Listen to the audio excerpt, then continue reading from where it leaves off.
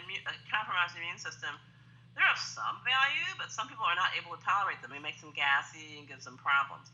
So I kind of stay away from picking a particular vegetable for someone to eat. Instead, I give them a general guideline of root vegetables, green leafy vegetables, and squash. Anything in those three categories, go for it. All right, root vegetables would be, help me on that. Root vegetables. So root vegetables, believe it or not, would be like a sweet potato, a white potato, carrot, Okay. Parsnip. Those are some examples of root vegetables. Beets, excellent example. Okay. So those are root vegetables. What's the role of radishes?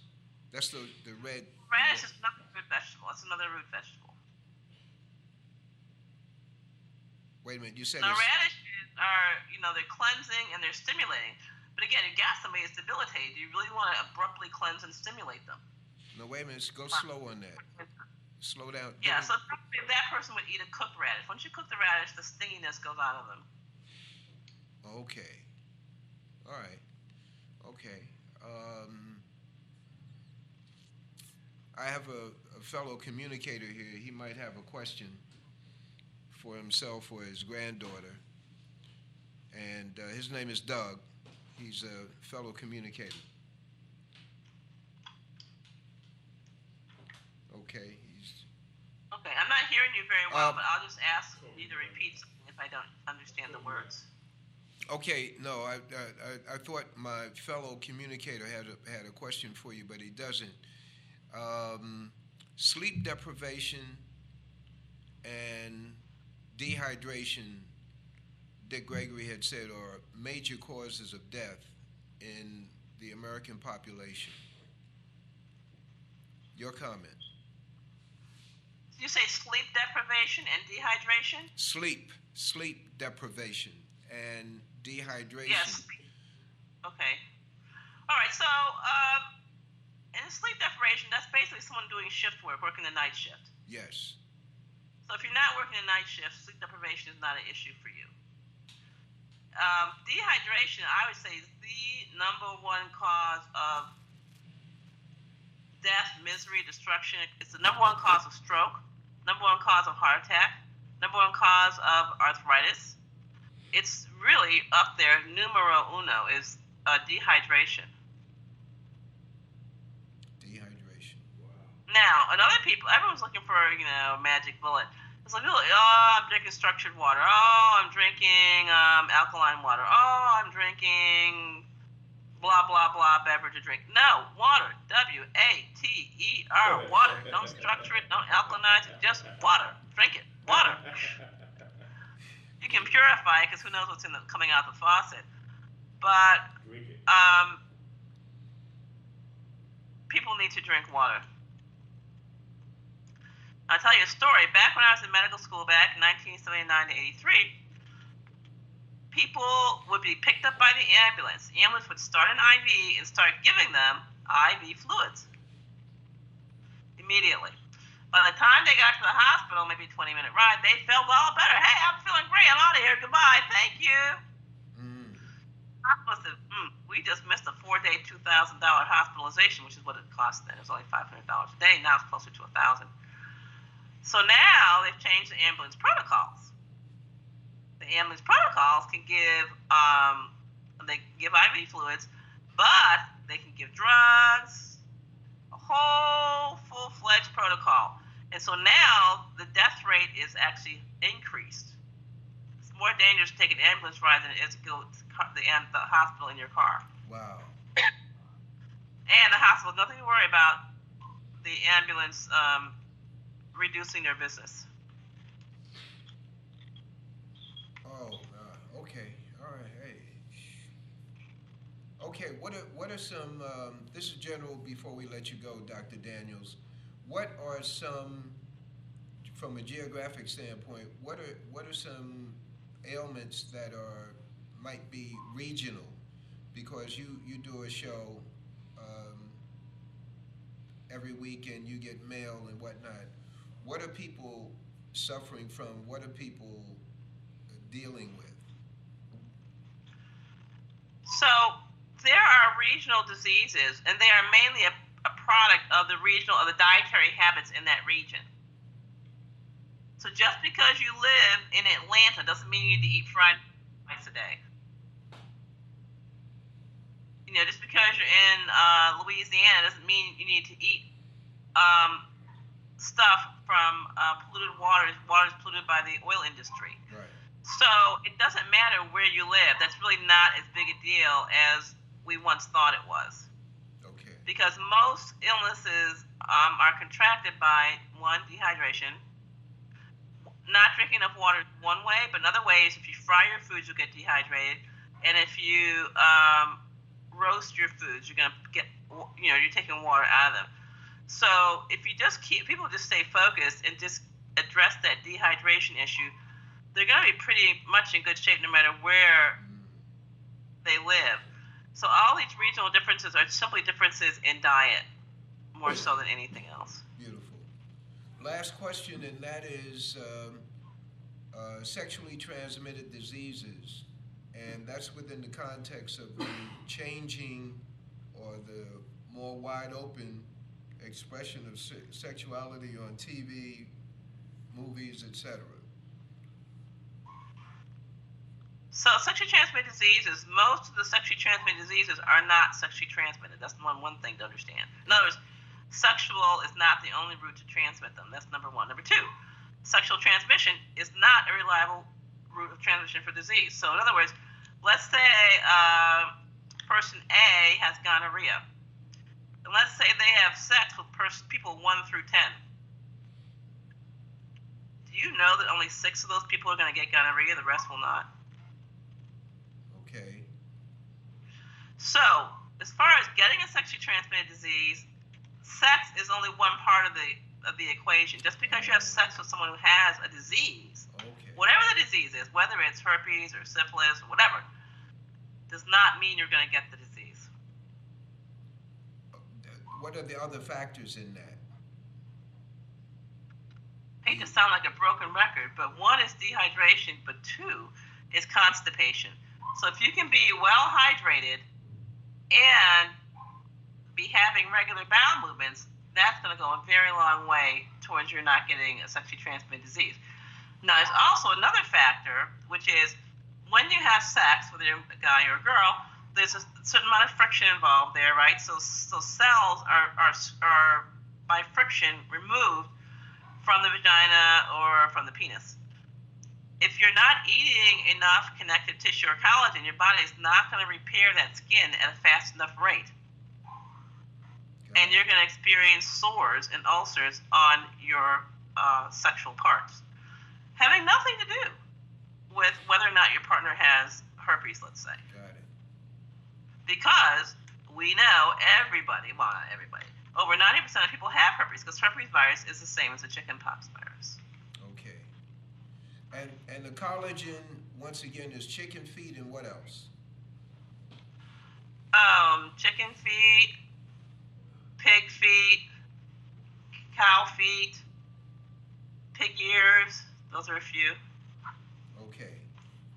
All right. I'll have some cow feet soup later on. There you go. I want to thank you, Doc, for responding to our request. And please share with us the website, vitalitycapsules.com, and also Truth Files. Just play those out for us.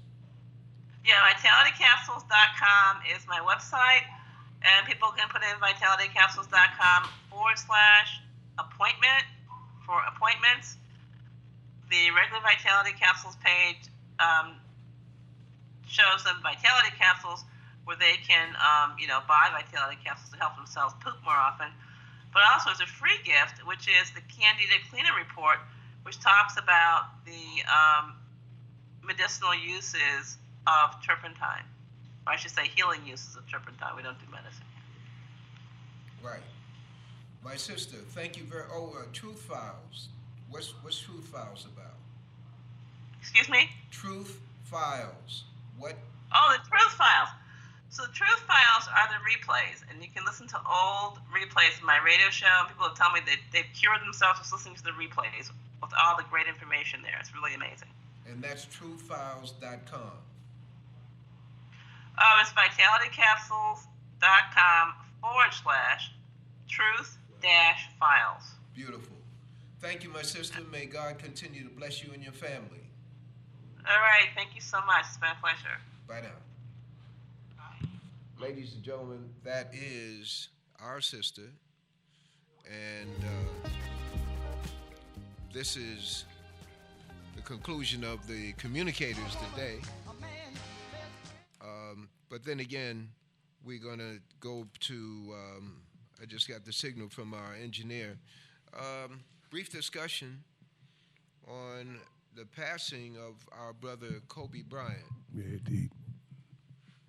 Yeah, I was sitting out there, waiting for you, and they came on the TV and said, I was watching the CBS has a LA channel, and CBS News, and I was sitting there enjoying a coffee, waiting for you, and it came on and said that, there was a plane crash. I didn't think nothing of it, and then I got a text from my one of my kids saying that, he had crashed into the side of a mountain, and apparently, the clouds came down on him, and quickly. And it's funny. I saw a video maybe about 6 months ago of a helicopter crash, and the camera was inside of the helicopter, and they were flying around in the clouds. The clouds dropped down, and they were flying around looking for.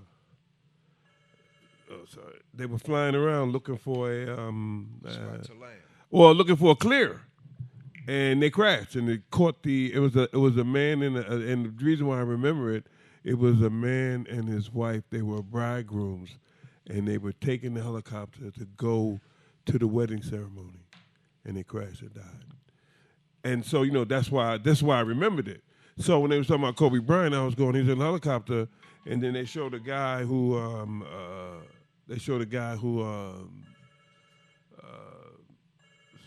sorry about that. They showed a guy who sorry, this is crazy. This is the Communicators Community Radio, coming to you from the Grand Houses in Harlem, USA, 125th Street and Amsterdam Avenue. Oh, okay, sorry. That was just phone. Yeah. Anyway, they showed a guy talking who said, hey, listen. They said, did you see the crash? He said, I was standing right here, and I could hear them above me. That's how cloudy it was. He said, I could hear them above me, but I couldn't see them. Wow. And then, you saw on the thing, the little mountain, maybe, I don't know, maybe half a mile away, smoke billowing out. And then as they're talking, I'm getting a thing with son, then they're talking, his daughter was with him because his daughter was a basketball player, and his mode of transportation was a helicopter.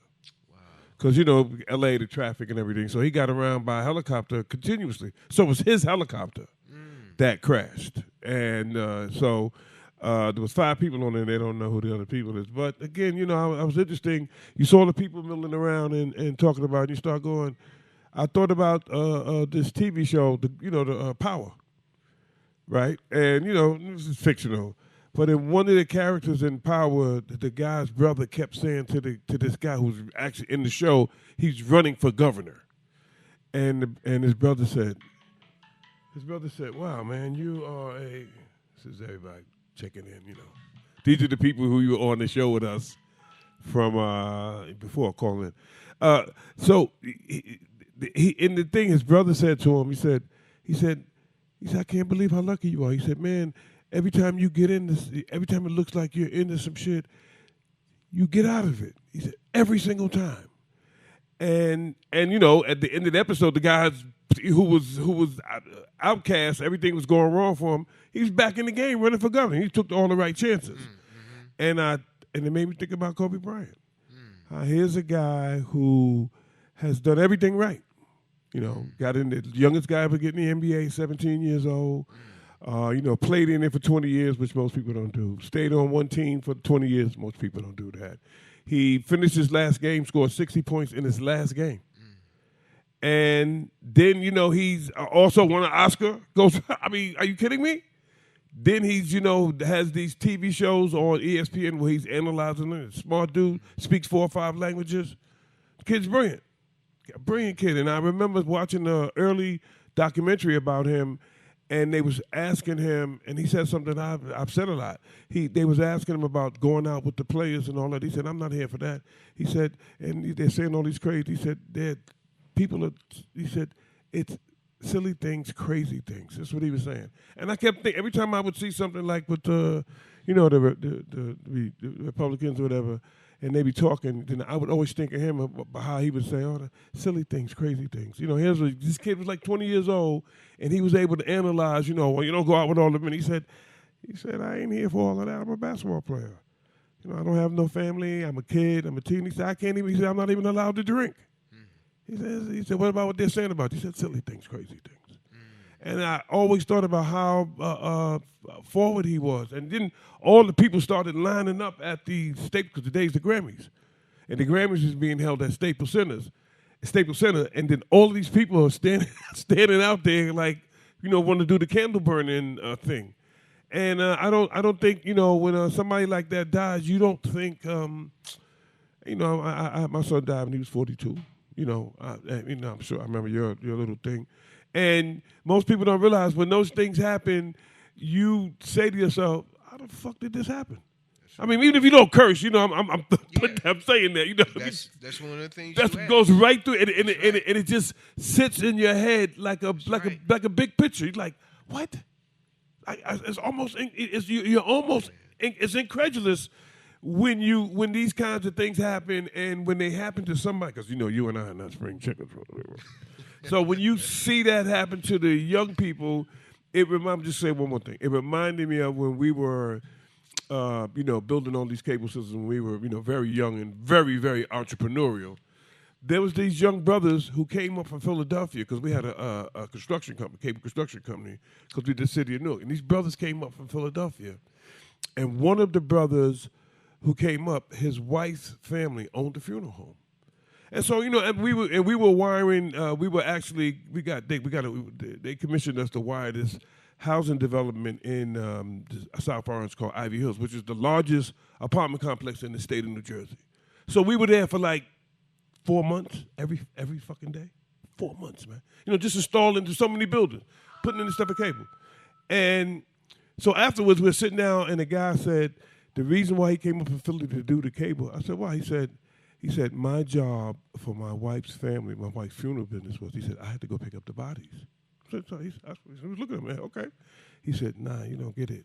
I said, what? He said, sometimes of the month, he said, there'll be more dying than others. And I thought about that. I was going like, what do you, because most people don't, we don't connect the dots with that part of our existence. And he said that sometimes during the course of a month, he said all kinds of people be dying. He said, man, babies and everything, man. And he said, and he told me, he said, I never forgot. He said, what struck him was that somebody could live with somebody for 40 years. He said, and they'll die, and the people want that person out the house immediately.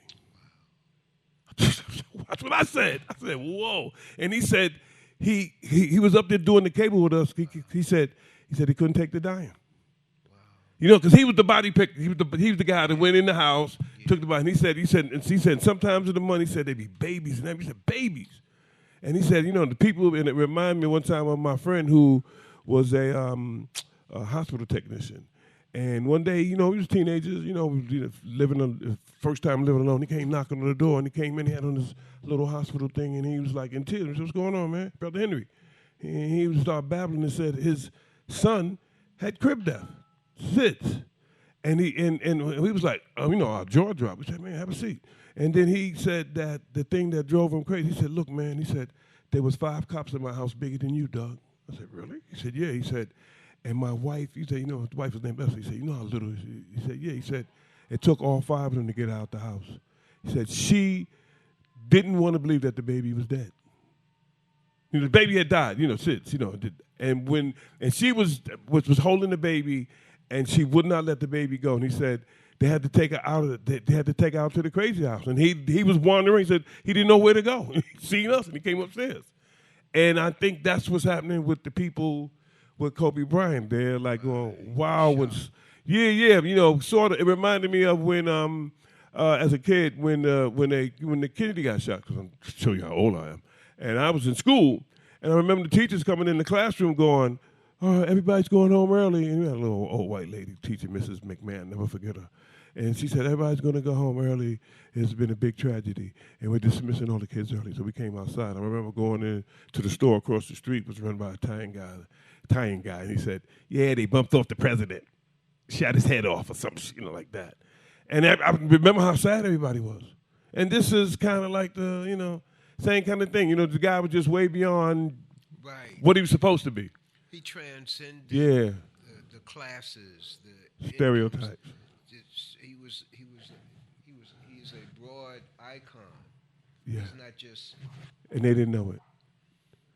Ain't that the deep part? He's an icon, and people didn't even know it. I mean, he's a good player, blah blah blah. But he was way more than that, because how many people get an Oscar for writing about him? He got an Oscar for writing. They animated a letter that he wrote to his younger self, and they animated it. Man. And he won an Oscar for that. Imagine having that kind of. Imagine if we could write a letter to our. If I had to write a letter to my 17-year-old self, it would have to, for me, to show you how stupid I was. That letter would have to literally be written in blood for me to read it. That's how dumb I was. I was crazy, man. Crazy and dumb. It would have had literally. I'm saying maybe not the whole letter, Brother Leroy, but something had to be like a little blood dip. Go, read this, fool. And if you don't, you're gonna be in big trouble. So, wow. So there we go, man. Thank you, brother. Thank you, man.